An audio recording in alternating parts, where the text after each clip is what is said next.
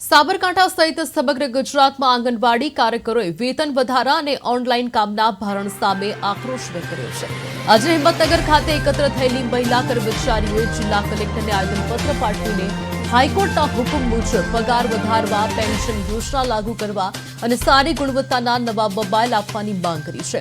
કર્મચારીઓએ જણાવ્યું હતું કે પોષણ ટ્રેકર એપ અને કહી શકાય કે ડેટા એન્ટ્રીના વધારાના કામને કારણે બાળકોના શિક્ષણ અને પોષણ પર અસર પડી રહી છે। આગામી બજેટમાં તેમની માંગણીઓ સંતોષવા સરકારને અપીલ કરવામાં આવી છે।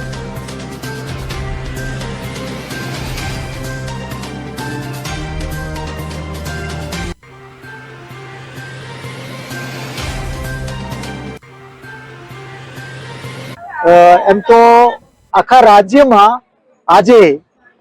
રાજ્યમાં જિલ્લા મથકો ઉપર જે હાઈકોર્ટનો ચુકાદો હતો 20/8/2025 હાઈકોર્ટે ચુકાદો આપ્યો।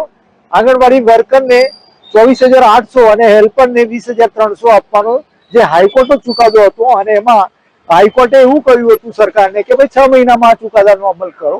હવે 6 મહિના તો થઈ ગયા લગભગ।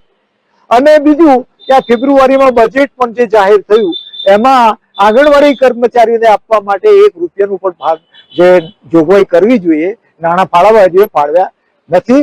આ સંજોગોમાં અમારે હડતાલ પર જવા સિવાય બીજો કોઈ ઉપાય નથી। એક તરફ આ લોકો 10,000 અને 5,500 ની નોકરીમાં કેટલી બધી નોકરી જફા કેટલા બધા કામો, પૂર્વ પ્રાથમિક કામો, ઓફલાઈન ઓનલાઈન કામ